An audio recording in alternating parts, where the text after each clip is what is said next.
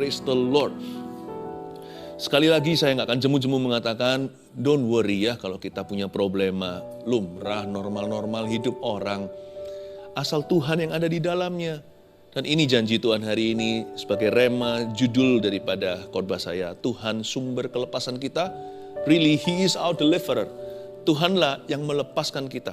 Tahu nggak Tuhan yang kita sembah adalah Allah Israel yang sama yang membawa bangsa Israel keluar dari tanah perbudakan melalui lautan. Itu Laut Merah dibelah, itu nggak main-main. Ya mungkin zaman dulu, oh Tuhan Yesus nggak berubah dahulu sekarang sampai selama-lamanya. So if you believe, you will see His glory too. Kalau kita percaya, kita akan melihat kemuliaannya. Mungkin bukan Laut Merah yang dibelah. Mungkin Tuhan akan memulihkan hubungan kita. Mungkin Tuhan akan menyembuhkan kesehatan seseorang. Yang pasti pokoknya bagi Tuhan nggak ada mujizat besar kecil. Bagi Tuhan semua kecil. Tuhan kita sanggup. Belum game over. Coba katakan pada diri sendiri, belum game over untuk saya. Amin. Mari kita ambil Alkitab kita akan belajar saat ini ya. Dari Mazmur 107. Mazmur 107 ayat 10 sampai 20. Mazmur 107 ini indah sekali. Cerita tentang orang-orang yang dilepaskan Tuhan. Nyanyian syukur dari orang-orang yang ditebus oleh Tuhan. Tapi saya ambil dua aja kasus mujizat di sini. Saya bacakan ayat 10 dulu. Ada orang-orang yang duduk di dalam gelap dan kelam, terkurung dalam sengsara dan besi. Karena mereka memberontak terhadap perintah-perintah Allah dan menista nasihat yang maha tinggi. Maka ditundukkannya hati mereka ke dalam kesusahan. Mereka tergelincir dan tidak ada yang menolong. Maka berseru-serulah mereka kepada Tuhan dalam kesesakan mereka. Dan diselamatkannya lah mereka dari kecemasan mereka. Dibawanya mereka keluar dari dalam gelap dan kelam, dan diputuskannya belenggu-belenggu mereka. Biarlah mereka bersyukur kepada Tuhan karena kasih setianya, karena perbuatan-perbuatannya yang ajaib terhadap anak-anak manusia, sebab dipecahkannya pintu-pintu tembaga, dan dihancurkannya palang-palang pintu besi. Kasus mujizat yang kedua, ayat 17. Ada orang yang menjadi sakit oleh sebab kelakuan mereka yang berdosa, dan disiksa oleh sebab kesalahan-kesalahan mereka. Mereka muak terhadap segala makanan, dan mereka sudah sampai pada pintu gerbang maut. Maka berseru-serulah mereka kepada Tuhan dalam kesesakan mereka, dan diselamatkannya mereka dari kecemasan mereka. Disampaikannya firman-Nya, dan disembuhkannya mereka, diluputkannya mereka dari liang kubur. Amin. Ayat 10, kasus mujizat ke-1. Ada orang-orang yang duduk di dalam gelap dan kelam. Dimulai dengan kata atau kalimat ada orang. Berarti bukan semua orang. Jangan pernah pukul rata sama semua orang. Gak semua orang yang sekarang stres, lagi sengsara, lagi gak mengalami kepastian, orang itu dihukum Tuhan. Tidak semua beban hidup itu karena dosa kita. Memang hidup itu ada beratnya. Yesus pun memperingatkan di dunia ini, di bumi ini, kamu akan mengalami berbagai pencobaan. Tapi kamu mesti kuatkan hatimu, karena aku Yesus sudah mengalahkan dunia. Dikatakan di sini ada orang berarti ada orang yang sakit, ada orang sengsara karena dosa. Tapi juga ada orang yang sakit atau sengsara bukan karena kesalahan mereka. Anda yang mana? Nggak masalah, karena Tuhan yang melepaskan adalah Allah yang sama. Kalau orang yang karena kesalahannya aja terkurung dalam sengsara, di penjara, di balik jeruji besi, itu pun Tuhan luputkan dan Tuhan Yesus melepaskan mereka. Apalagi kalau bukan karena kesalahan kita. Tuhan gak pilih kasih kok, orang berdosa pun dikasihi. Ada orang yang duduk dalam gelap dan kelam, terkurung dalam sengsara dan besi. Kata terkurung dalam sengsara dan besi ini namanya jatuh malah ketiban tangga. Terkurung dalam sengsara dan besi ini bukan hanya imprisonment atau dipenjarakan. Tapi mereka juga diharuskan kerja rodi. Itu maksudnya terkurung dalam sengsara dan besi. Pernahkah kita merasakan keadaan kita seperti bertubi-tubi masalah yang tiba? Belum lagi selesai dari yang satu, masalah yang baru muncul dari yang satunya. Dan masalah berikutnya lebih besar. Paus dibanding dengan problema sebelumnya. Kelasnya kelas kakap. Dan ketika kita melihat kakap ini sudah Sudah nggak ada lagi yang bisa besar dari ini, problema kita baru dimulai. Terkurung dalam sengsara dan besi. Don't worry, Tuhan bisa mematahkan siklusnya. Mata rantai itu bisa diputuskan. Bagi Tuhan tidak ada yang mustahil. Segala sesuatu mungkin bagi Yesus. Ayat 11 kita pelajari bahwa orang-orang yang duduk dalam gelap dan kelam dalam kasus ini adalah karena mereka memberontak terhadap perintah-perintah Allah. Mereka menista nasihat yang maha tinggi. Wah, sudah tutup ini, sudah jelas. Jelas sekali sudah konklusi. Bahwa ada orang-orang yang duduk dalam gelap dan kelam. Mereka itu dipenjarakan. Mungkin jiwanya yang dipenjara. Mungkin ada orang yang sungguh-sungguh sekarang sedang menghuni rutan, rumah tahanan. Ada orang yang secara harafiah dipenjara. Tapi juga ada orang yang bebas badannya. Tubuhnya berkeliaran di mana-mana. Tapi sengsara atau tersiksa jiwanya, stres dan depresi. Nggak tahu Anda tipe yang mana, sama saja Yesus bisa melepaskan semua. Tapi yang satu ini, orang yang disebut di ayat 10 ini, orang ini begini karena dia memberontak terhadap perintah Allah. Jadi jelas-jelas ini kasus dosa. Coba kira-kira Tuhan marah nggak ya? Tuhan hukum mereka. Orang berdosa selayaknya dihukum mati. Kita itu loh, hati kita. Sebaik-baik manusia kadang-kadang masih mendoakan tuh orang lain celaka. Mungkin kita baik sama orang baik, tapi sama orang jahat kita doakan mereka supaya mereka segera dapat hukuman. Coba kalau kita melihat di berita gitu, siapa dan siapa. Misalkan kalau ada orang jahat tertangkap, seluruh masyarakat pasti akan mengecam. Kita boleh mengecam perbuatan mereka, tapi kita harus mendoakan agar jiwa mereka bertobat. Tuhan suruh kita untuk mengasihi orang jahat. Tuhan suruh kita memberkati orang yang mengutuki kita. Tuhan yang suruh kita melakukan ini dan itu tadi. Tuhan sendiri penuh kasih. Dari ayat-ayat dan cerita dua kasus ini kita bisa menemukan bahwa Tuhan kita itu selalu ngalah sama orang berdosa. Oh, kalau Tuhan gak ngalah sama kita, kita semua udah mati masuk neraka. Udah gak ada harapan di bumi ini, apalagi di akhirat. Tuhan itu penuh mengalah sama kita. Tuhan ngalah sama orang baik, sama orang jahat. Gak ada bedanya buat Tuhan.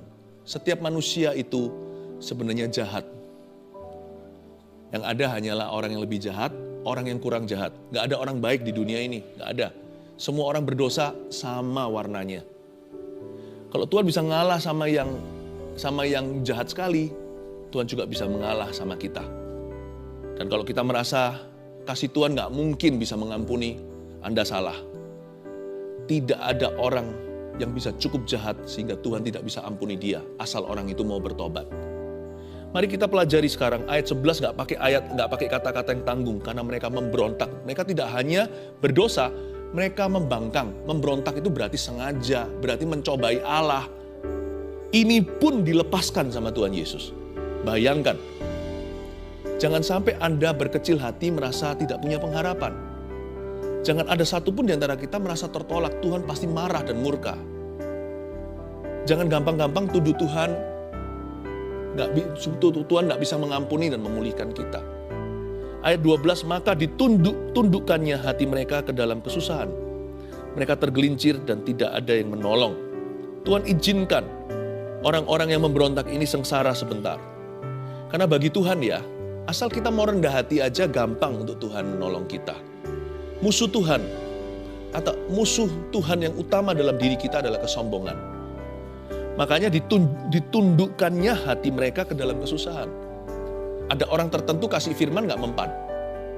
Tapi ada tipe-tipe orang yang begitu kerasnya, udahlah jangan keras-kerasan sama Tuhan. Karena sudah jelas-jelas ayat di firman di dalam Alkitab kita sudah dengan jelas skor terakhir udah nampak. Segala lutut kan bertelut. Udah jangan coba-coba. Orang paling keras di dunia dan paling angkuh akan tunduk di depan Kristus. Cepat lambat pasti akan tunduk. Jikalau bukan di hidup ini, percayalah saya, setelah dia mati, dia mau gak mau harus tunduk di hadapan Tuhan, Hakim yang adil. Tapi kadang-kadang kita diizinkan mengalami sebuah kesulitan. Orang-orang tertentu yang angkuh. Mereka yang merasa bisa tanpa Tuhan. Mereka yang merasa sanggup. Maka ditundukkannya hati mereka. Tuhan tuh gak main paksa. Seperti orang yang secara paksa disuruh tersungkur di depan seorang yang berkuasa. Tuhan gak pakai begituan. Sekalipun Tuhan Yesus menundukkan orang itu, hati orang yang angkuh dalam kesesakan, Tuhan lakukan itu juga untuk kebaikannya. supaya orang itu merendahkan hatinya, agar Tuhan bisa tolong dia. Tuhan tuh gak pernah ada pikiran untuk menghukum orang berdosa. Tuhan mau menyelamatkan mereka. Hukuman tidak terelakkan jikalau orang berdosa terus menolak Allah. Karena Alkitab mengatakan di Perjanjian Lama, Tuhan tidak pernah berkenan, tidak pernah menikmati kematian orang fasik. Bukankah yang diinginkannya adalah pertobatannya? Jadi Tuhan itu sumber kelepasan kita, tapi kita mesti rendah hati. Karena jelas-jelas di Alkitab mengatakan bahwa orang sombong adalah kekejian bagi Allah. Ya, Tuhan itu akan merendahkan orang yang tinggi hati, tapi meninggikan orang yang rendah hati. Tuhan itu membenci kesombongan. Jadi kalau kita itu lagi mengalami masalah, janganlah kita angkat suara sama Tuhan. Pakai kata kecewa lah, marah-marah sama Tuhan. Itu gak berguna, itu seperti kaki tendang batu. Kita yang sakit bukan Tuhan Yesus, kita sakit sendiri meskipun Tuhan yang kita hujat. Jadi kalau kita mau mengalami kelepasan dari Tuhan, dan jikalau proses kita hendak dipercepat, daripada diher-her melulu, daripada diulang-ulang lagi, cara terbaik adalah tunduk sama Kristus, lawanlah iblis, Yakobus pasal 4 ayat 7. Maka ia akan lari daripadamu. Maka ditundukkannya hati mereka ke dalam kesusahan. Waktu ini, si angku yang dipenjara tadi itu akhirnya nyanyinya beda. Sebelumnya kicauannya begini di penjara, aku bisa, koneksiku banyak, uangku segunung, aku bisa beli apapun. Tapi lama-kelamaan, ketika juga tidak mengalami terobosan, tidak mengalami jawaban, akhirnya nyanyiannya beda seperti Paulus dan Silas. Kalau Paulus Silas di penjara di Filipi bukan karena kesalahan mereka, tapi karena Injil. Tapi belajar dari rasul-rasul ini, mereka justru nyanyi pujian dan bersyukur dan penjara itu goyang. Malah goncang semuanya, semua pintu terbuka dan terjadi keselamatan, kepala penjara itu pun dibaptiskan. Luar biasa. Ketika kita dalam masalah, jangan malah mengeraskan hati. Jangan malah kita itu menantang Tuhan. Apalagi kalau kita berada dalam situasi itu karena kita memberontak terhadap perintah-perintahnya. Belajar untuk nyanyi, bukan berkicau sembarangan. Belajar untuk nyanyikan lagu pujian, merendahkan hati di hadapan Tuhan. Aku tahu Engkau sanggup Tuhan. Ketika Tuhan dengarkan, masyigu hatinya, tergeraklah. Ayat 13, maka berseru-serulah mereka kepada Tuhan dalam kesesakan mereka. Si angku itu akhirnya berseru, haleluya. Dan diselamatkannya mereka dari kecemasan mereka. You know, if you can find a praying heart, God will find in him a pitying heart for you. Kalau kita bisa menemukan hati yang mau berdoa, yang mau berseru, Tuhan akan menemukan di dalam dirinya hati untuk berbelas kasih kepadamu. Maka berserulah mereka kepada Tuhan dalam kesesakan mereka, dan gak pakai basa-basi, langsung diselamatkannya mereka dari kecemasan mereka. Segampang membalikkan telapak tangan. Tindakan Tuhan di ayat 13, yaitu menyelamatkan mereka dari kecemasan mereka. Siapakah mereka ini? Pemberontak-pemberontak itu, pembangkang-pembangkang itu. Ini yang saya sebut tindakan murni kasih karunia. Jelas-jelas kan ditulis karena mereka memberontak terhadap Allah. Jadi orang-orang ini sudah gak perlu disangkali, jelas-jelas salah di hadapan Allah. Udah tertangkap basah seperti pezina yang ditaruh di tengah oleh ahli Farisi dan orang Farisi dan ahli Taurat. Ayo lempari batu sesuai dengan hukum Musa. Udah jelas-jelas. Dia gak bisa lagi mengelak. Dia gak bisa lagi menyangkali. Udah tertangkap basah kok. Tapi Tuhan Yesus membebaskan, melepaskan. Dari sini saya tahu Tuhan itu selalu ngefuri kita. Gitu gak tahu itu bahasanya bisa ngerti gak? Tuhan itu selalu ngefuri sama kita. Kalau Tuhan mau hitung-hitungan sama kita, kita punya accounting itu, akuntansi gak akan ketemu itu. Angkanya gak akan klop sama Tuhan. Kita semua pasti berakhir di neraka. Orang baik pun juga. Karena orang baik kan baik menurut dia. Kan baik menurut beberapa orang yang pernah mengalami kebaikan dari dia. Tapi kan mereka gak tahu dia seluruhnya. Belum melihat dia seumur hidupnya. Orang baik pun gak akan berakhir di sorga. Kalau Tuhan mau hitung-hitungan sama manusia, semua kita akan berakhir dalam api neraka. Dan kita semua gak layak ditolong oleh Tuhan. Kalau sampai Tuhan tolong kita sekali, itu adalah murni kasih karunia. Karena di dalam hidup ini kita seringkali ditemukan jelas-jelas bersalah, tertangkap basah. Tapi Tuhan itu baik. Detik ketika dia berseru, langsung gak pakai koma, dan diselamatkannya mereka. This is pure grace as they were clearly in the wrong. Ini kasih karunia yang murni, gak pakai campuran. Kalau emas itu 24 karat. Ini 100% bukan 99,999. Karena Tuhan memberikan kepada orang-orang yang memberontak ini bukan karena mereka layak menerimanya. Tuhan memberikannya dengan cuma-cuma.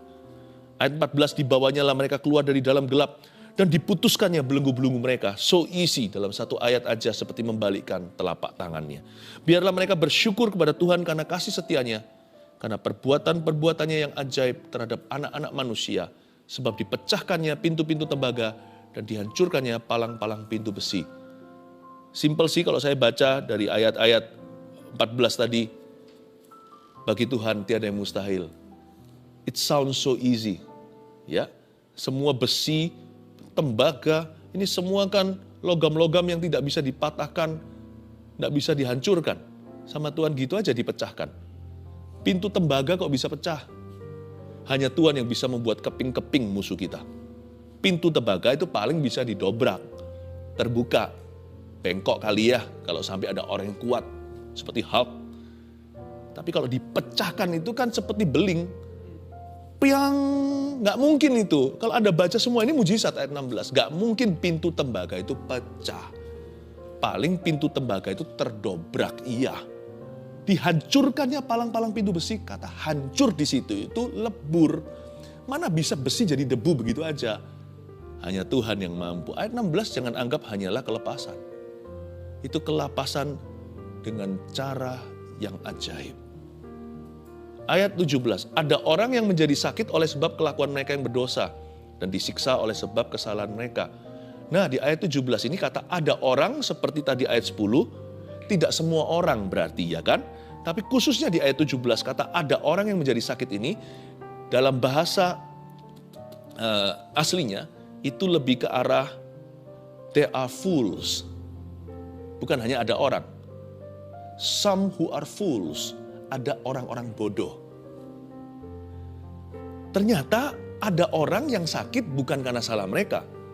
Tapi juga ada yang namanya self-inflicted diseases. Atau penyakit yang kita idap karena kebodohan kita. Kebodohan itu range-nya banyak atau ada inilah ya. Kebodohan itu ukurannya banyak. Ada juga yang bukan karena dosa tapi karena kita punya lifestyle kurang sehat. Sembarangan makan, tidak olahraga, tapi juga nggak bisa jadi jaminan kok kalau orang jaga makan, olahraga, hidup mati tetap di tangan Tuhan ya. Kita pasti pernah mendengar di masyarakat, siapa tahu ada teman, wah sehat tapi tiba-tiba meninggal setengah baya. Nggak tentu juga. Bukan alasan untuk kita nggak berolahraga atau jaga kesehatan, karena I don't think, saya yakin panggilan kita sebagai anak-anak Tuhan, kita nggak pernah dipanggil oleh Tuhan untuk hidup bodoh. Menjaga badan kita kesehatan, dengan gaya hidup yang baik. Saya rasa itu sudah jadi tanggung jawab kita. Ujungnya nanti kita panjang umur atau tidak kan di tangan Tuhan. Tapi pokoknya kita berusaha. Our calling, panggilan kita is never to be foolish. We are never called to be a fool. Kita tidak pernah dipanggil untuk menjadi orang bodoh. Tapi jangan pernah ada seorang pun di sini yang merasa yakin kalau dia sudah jaga ini, jaga itu, jaga kesehatannya. Kita merasa diri pintar, pandai, bisa tanpa Tuhan. Nggak tentu juga. Tahu nggak, kunci hidup mati itu bukan di treadmillmu. Kunci hidup dan mati itu tetap pada anak Allah yang maha tinggi, pada Mesias. Ada orang-orang yang menjadi sakit oleh sebab kelakuan mereka yang berdosa. Berarti ada orang-orang yang sakit juga karena dosanya. Jadi nggak memungkiri kebenaran bahwa ada orang yang sakit because of their sin. Mereka muak terhadap segala makanan, ayat 18. Dan mereka sudah sampai pada pintu gerbang maut. Kelihatannya orang yang disebut di ayat 17 ini adalah orang ini mengalami penyakit yang akut, penyakit yang terminal, penyakit yang mematikan. Entah penyakit apa, pokoknya ini penyakitnya bahaya. Mereka muak terhadap segala makanan. Mari kita pelajari sesuatu, kalau kita sudah kehilangan selera makanan, berarti cukup parah berarti badannya. Kalau kita kehilangan selera makanan, jangan kehilangan selera untuk berdoa. Justru kalau kita nggak selera makan, bangkitkan selera doamu. Karena waktu itulah tepat sekali untuk berseru pada Tuhan. Dan mereka sudah sampai pada pintu gerbang maut, maka berseru-serulah mereka kepada Tuhan dalam kesesakan mereka, ayat 19. Dan diselamatkannya mereka dari kecemasan mereka.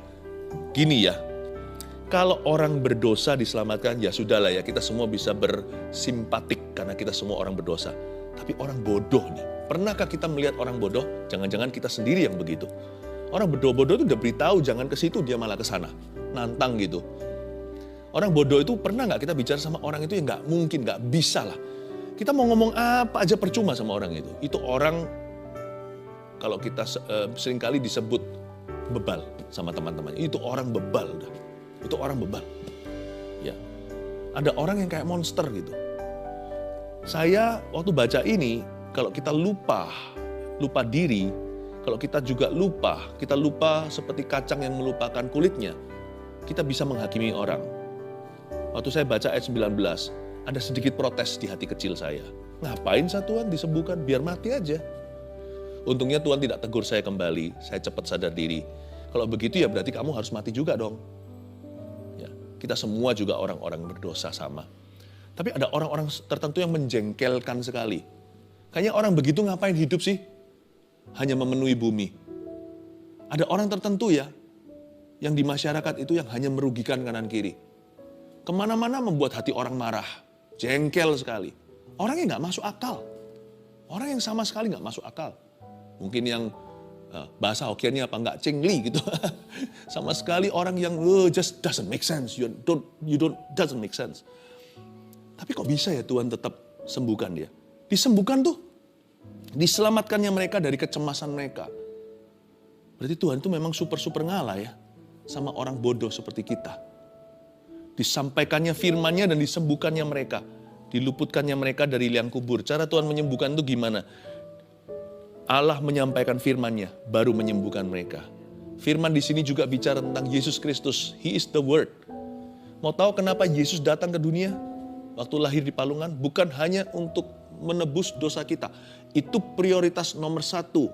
Itu alasan utama. Iya, Mazmur 53, pemberontakan kita yang dipikulnya. Tapi jangan lupa, tapi penyakit kita juga ditanggungnya. Jadi Tuhan itu mati di kayu salib bukan hanya untuk mengampuni dosa, tapi juga untuk mematahkan setiap kutuk, termasuk kutuk sakit penyakit. God sent His Son and His name is Jesus. He lived and died for us. Dia hidup, dia mati, dia bangkit lagi untuk kita. Disampaikannya firman. Dengan Tuhan mengirim Yesus, kita sudah berada di era kesembuhan. Udah gak usah tanya lagi apakah itu kehendak Tuhan. Meskipun saya gak pernah bisa menjelaskan mengapa ada orang yang kita doakan belum sembuh juga. Itu misteri kedaulatan. I don't know. Tapi saya gak mempertanyakan. Sejak 2000 tahun lalu, Yesus diberikan. Udah lunas terbayar bukan hanya bagi dosa kita, tapi juga untuk sakit penyakit kita. Disampaikannya firman dan disembuhkannya mereka. He wants to heal the world through Jesus. Dia mau menyembuhkan dunia ini melalui Yesus. Tapi berkali-kali kalau kita baca di Perjanjian Baru, Yesus cara menyembuhkan gimana? Tak jarang, malah sebagian besar, Yesus mengucapkan kata-kata, sembuhlah orang itu. Seperti hamba seorang perwira, detik atau jam ketika Yesus mengucapkan sesuatu, hambanya dilepaskan. Anak seseorang disembuhkan. Saudara seseorang dibangkitkan. Lazarus, keluarlah dari kubur itu. Masih dibalut dengan kain kafan. Keluarlah dia, padahal sudah 4 hari mati. Yesus berkali-kali menunjukkan kesembuhan terjadi lewat firman. Apa yang Yesus ucapkan, apa yang Yesus katakan. Makanya kalau kita mau sembuh, jangan percaya apa yang dunia katakan. Jangan percaya pikiranmu sendiri. Jangan percaya perasaanmu, apalagi yang setan bisikkan. Percayalah firman, hidupmu akan sembuh. Bukan hanya sakit penyakit, terutama perubahan hidup. Jesus spoke a word. And when the Holy Spirit comes, atau Roh Kudus datang membawa kata-kata Yesus dalam kehidupan kita, mengurapinya dan menjadikannya realita. Firman itu menjadi daging kalau Anda percaya. Saya kasih 3 poin sederhana, Tuhan sumber kelepasan kita, review dari yang kita pelajari ayat per ayat tadi. Pertama, Tuhan selalu mengalah dengan orang berdosa. Kabar baik buat kita. Tuhan sumber kelepasan kita aman sama Tuhan. Karena Tuhan lepaskan kita bukan karena kita layak dilepaskan. Tuhan sembuhkan kita bukan karena kita itu deserving atau karena kita itu worthy atau layak untuk disembuhkan. Tuhan itu selalu ngalah sama kita. Setiap mujizatnya itu adalah demonstrasi ngalahnya Tuhan. Jangankan mujizat, pemeliharaannya meskipun belum terjadi terobosan yang kita nantikan atau berkat yang kita idamkan. Kalau hari ini kita masih dipelihara, masih ada kebajikan dan kemurahan. Count your blessing, name them one by one. Hitung satu persatu tuh berkat itu. Kalau masih ada berkat, masih ada anggur pada pohonmu, masih ada air di sungai kehidupanmu, itu berarti Tuhan ngefur dirimu. Every goodness is a testament, ada sebuah kesaksian bahwa Tuhan sedang mengalah dengan Anda. Kalau Tuhan nggak ngalah, mau impas sama kita tuh defisit forever selama-lamanya. Jangan pernah harapkan lagi minta jawaban doa. Bahkan jangan lancang berani berdoa sama Tuhan. Karena kita nggak layak minta apa-apa. Kalau kita sekarang diberikan hak atau wewenang, hak seorang anak untuk meminta. Wow, itu membuktikan Allah kita itu senantiasa dan maha mengalah sama kita. Tuhan nggak pernah perhitungan sama Anda dan saya. Ini kabar baiknya. Lah kenapa kok kita sekarang merasa nggak layak untuk masuk hadiratnya, malah lari cari pelampiasan. Di dunia ini nggak ada orang yang layak, yang ada hanyalah orang yang kurang layak dan lebih nggak layak lagi. Yang ada hanya orang yang paling nggak layak, sangat nggak layak. Udahlah, jangan merasa layak. Jadi karena itu jangan ada yang lari dari Roh Kudus. Kemanakah aku dapat pergi menjauhi Rohmu Tuhan? Lari kembali. Tuhan itu mau mengalah denganmu sekali lagi. Yang kedua, Tuhan juga memberi kita kesempatan kedua. Itu indahnya. Tuhan itu rindu, lebih dari rindu untuk memberi kita second chance. At whatever. Masa sih Pastor Philip, Tuhan masih mau kasih kesempatan sama aku jatuhnya cukup parah. Mungkin konsekuensimu juga akan berat, saya tahu. Tapi Tuhan berjanji Immanuel akan beserta jikalau Anda bertobat. Sekalipun sakitnya parah pun, kita percaya sebuah mujizat. Tuhan itu mau kok memberi kita umur yang lebih panjang. Tapi kita jangan kecewa sama Tuhan. Jangan tentukan cara Tuhan menjawab kita. Pokoknya kita percaya dulu Tuhan kita itu selalu memberi kita kesempatan yang kedua. Berapa kali kita dengar kesaksian. Orang yang sama, healed again and again. Karena orang sembuh kan bisa sakit lagi. Kalau kita masih bisa sembuh lagi, itu Tuhan masih kita memberi kita kesempatan kedua. Ada orang yang sembuh lagi. Ada orang yang dijawab lagi doanya.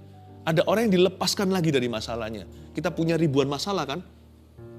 Hari ini yang kita punya masalah, kita masih punya masalah kan? Tapi masalah-masalah lalu 10 tahun lalu banyak yang sudah selesai kan? Berarti setiap kali kita keluar masalah, itu Tuhan kasih kita kesempatan kedua. Kasih kita kesempatan lagi. Tuhan suka memberi kita kesempatan kedua. Makanya ada kesaksian orang-orang yang healed again, delivered again. Dilepaskan lagi, disembuhkan lagi. Dan lagi hari ini untuk Anda, saya percaya akan ada orang yang disembuhkan oleh Tuhan. Yang ketiga, Tuhan sangat rindu untuk melepaskan kita. Tuhan lebih rindu untuk melepaskan kita daripada kita rindu dilepaskan. Percaya enggak? Tuhan lebih rindu menyembuhkan kita, memberkati kita daripada kita rindu diberkati dan disembuhkan. Buktinya ayat-ayat ini kalau Anda baca seluruhnya, kita nggak ada waktu untuk membahas semua. Mazmur 107 itu dari ayat 1 panjang sekali sampai ayat 43. Isinya adalah kesaksian-kesaksian. Dan ini ditulis oleh Tuhan karena Roh Kudus yang mengilhami seorang pemazmur untuk menuliskannya. Tuliskan. Kenapa Tuhan iming-iming kita dengan semua cerita-cerita mujizat ini, kasus demi kasus? Seolah-olah Tuhan lagi berkata pada kita, ayo minta, ayo mendekat. Aku rindu loh kasih kamu yang kayak begini. Tuhan itu bukan PHP, dia nggak menjadi pemberi harapan palsu. Kalau Tuhan tuliskan di dalam ayat, berarti ini juga untuk kita alami hari ini. Saya nggak perlu menafsirkan apa-apa. Waktu saya baca Mazmur 107, saya tangkap hint, saya tangkap tanda kutip sindiran-sindiran Tuhan yang baik. Saya tangkap bocoran-bocorannya. Saya tangkap tanda-tanda sinyal-sinyal dari Roh Kudus. You see, ada orang yang kayak gini aku sembuhkan loh, ada orang gitu aku lepaskan loh, ada yang di kapal nanti diombang-ambingkan oleh badai, aku selamatkan kapalnya loh. Apa sih ini maksudnya? Apa sih? Supaya kita berharap padanya. Dan Tuhan yang menuliskan, yang mengilhamkan semua ini, pasti rindu mengulanginya di dalam kehidupan kita, bukan? Izinkan saya kasih rema sederhana. That He wants to bless you more desperately than you want to be blessed. Dia ingin sekali memberkatimu lebih daripada Anda rindu untuk diberkati. 3 poin ini, Tuhan sumber kelepasan kita. Kabar baiknya nomor 1, jalan masuk kita aman. Sudah dibukakan lebar-lebar karpet merah. Tuhan selalu ngalah dengan orang berdosa. Come on in, welcome home. 2, Tuhan suka memberi kita kesempatan kedua. Healed again, delivered again. 3, Tuhan sangat rindu untuk melepaskan kita. Siapa di sini mengalami sebuah permasalahan yang sulit sekali keluar? Saya berdoa hari ini, mujizatmu akan tiba.